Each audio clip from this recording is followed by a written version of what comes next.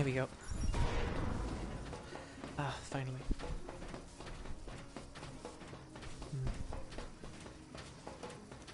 Oh, jeez. I'd like to think this is a bug of some sort.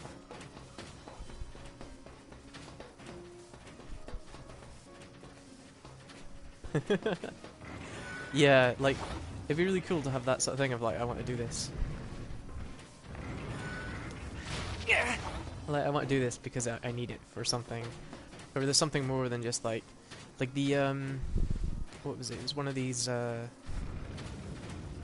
it's probably like one of the sort of like, oh, you're kidding me, this dude's stuck in here. To say I'm mad is an understatement. What was it? There's like a... It's like a bit of analysis on like why you should make things. And it's like you shouldn't make things for like... for glory or for like recognition, because then there's always like a lacking part of I guess dedication perhaps, or like care. Whereas like if you make something as like a gift for someone, you put way more care into it. It's like it's that thing where you always need to equate, like the video game thing where it's like every video game needs to be a million seller, otherwise you don't recoup the cost.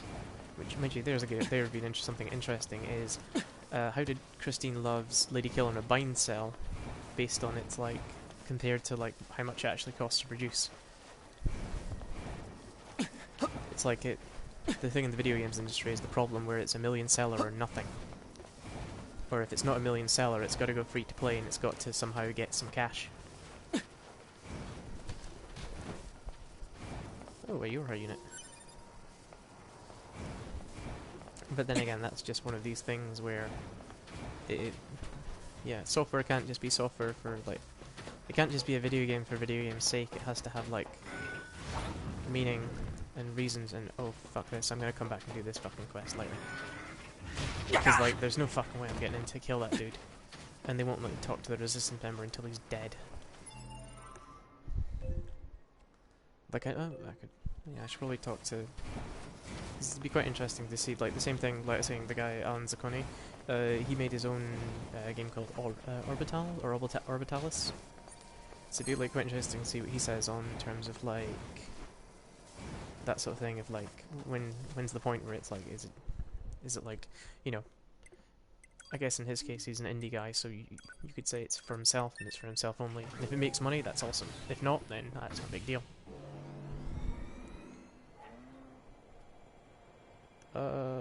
Which one? Are you talking about Christine Love's game, or the one that Alan made?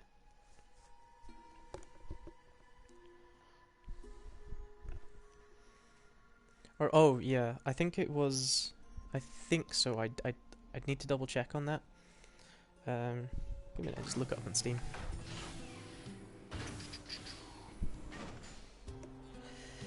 Ooh. That's my phone just gone into battery saver. So that's the hand in for that, and then there's another quest.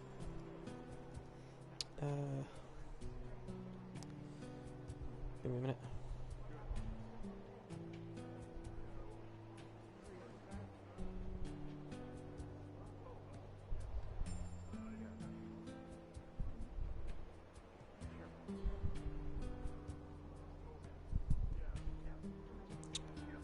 Give me a second. Library.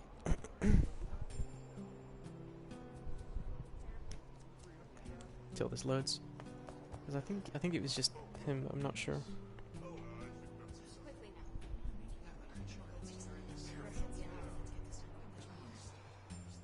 That's weird.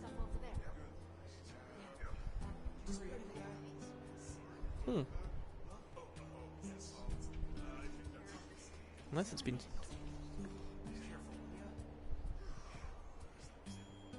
Yeah, like Geometry Wars is a good example of that.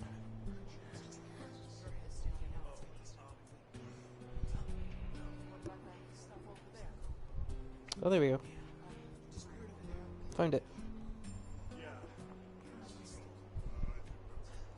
Yeah, Alan's listed as the developer only. But I don't know if someone else did the art. Give me a second, I'm just gonna go plug my phone into charge. Like, if you can get away with it, by all means do it. It's like it saves you. Geometry Wars is very well balanced. It's got a good knowledge of what makes a shump interesting and what makes it addictive. And also how to make it sort of like interesting from a single multiplayer point of view. But then again, I'm always into the whole fact of like basically letting my mind go blank and then just zen out more or less. Ha. Alright, mate. Oh, there was a Popola and Devola. Yeah, I think Geometry Wars, I think, is a very, very sort of well put together and well balanced game. Ooh, blades.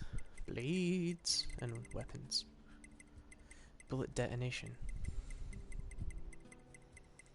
Let's buy the Type 3 sword. Oh, here you go, quest. Yeah. Yeah.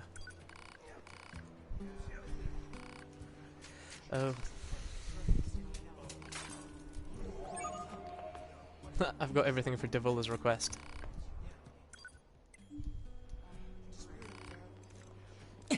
Now, apparently Popola and Devola are actually the two village chiefs from the original Nier game. Oh, I don't have all this stuff. Yeah, like that's the little flourishes that it has, which are really good. Gathering keepsakes. Okay. I need more stripped screws from stacked machines. Oh, I know where to get more stacked machines. Oh, mind you, there's some out here now.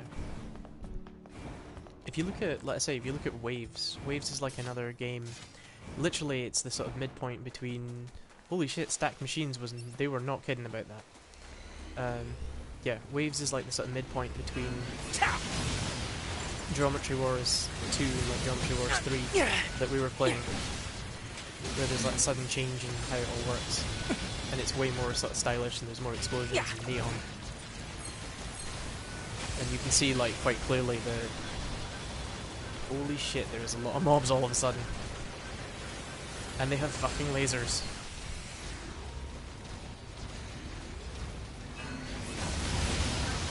I need to swap to something faster because I'm just getting wailed on here.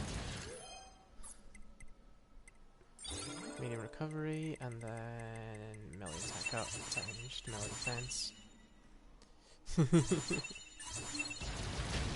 Time to shift someone. In the vernacular of my people. Alright man, get wrecked.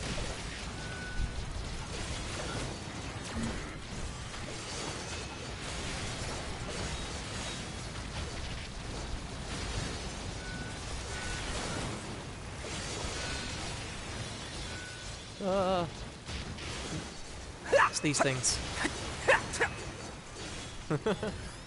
Iron bot. There you go. Wait a sec. Someone ping me. Okay.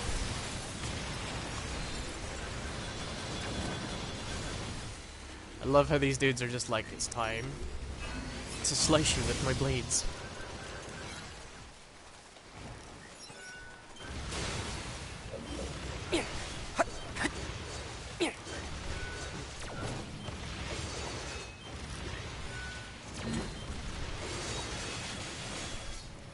And you actually also Waves has like awesome music. They got like I think it's a UK based like EDM or Smiletron to do it. And yeah, his music's like really good.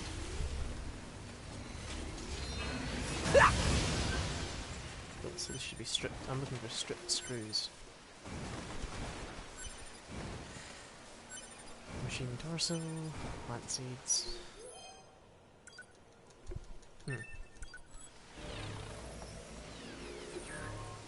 guess the other problem about like indie game dev as well, it's like you really need to keep going with it. You basically need to start something and finish something, even if it's like really small. And you like, it's all about, it's that thing where like the amount of ability, or like there's been so many things of like, wait, was it 11 years ago or something like that, where it's like the idea is just keep making games and make them small, focus on one thing, and then just keep making them. Just keep making these like small things that are specific to X, Y, or Z, and that way you get better and you're not stuck on this endless like mammoth project. Like the problem with all the folks that like came out of my course is we all have this thing where we're sitting there playing video games that are made by like, teams of like 50 to 100 people. Well, actually no, these days it's closer to like 1,000 to 2,000 people. And literally we're all like, oh yeah, we can totally make that because we've got the back skills, but then it's the sort of back end skills and the API skills to do it. But then it's just like, it's so insurmountable, the task for like one person. So I'm looking for more stacked machines. I totally said it wrong.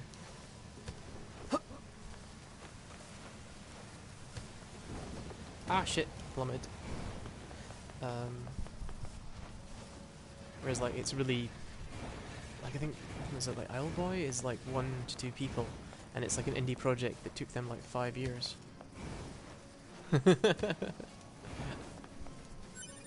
Yeah.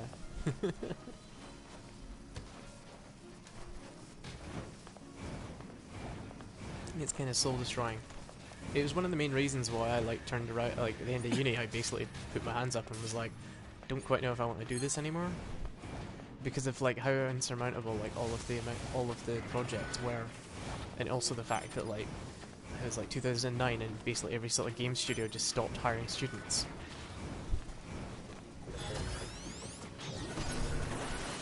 It's like, nah, this is too much effort.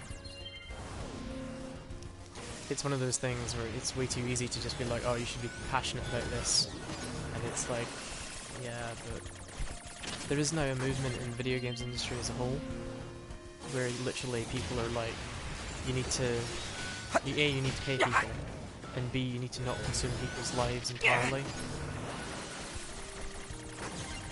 Like, I guess the generation of like games programmers that like were also like trained at the same point as me, that's a fucking terrifying thought. That is a terrifying thought if ever there was one. Like, I'm part of like a previous generation of folks that grew up on games, and some of us became game developers. And we're sort of like that point where it's like, we don't want to work 100-hour weeks and shit. So instead there's various GDC talks about avoiding the crunch, or about managing the crunch. And I guess it's like the ideal thing is to just not have to do this thing where it'll slowly kill you. Where are the upright... Oh wait, I might have an upright machine thing on the map saying kill them here. Oh. Yeah, there... Ah, shit. There's a thing that's like murder here. Because, yeah, what was it? The, one of the guys I know was talking about this, where he said that he was booking something, and he was booking to minimize his time away from the office. Like, the game had finished crunch, and he was not...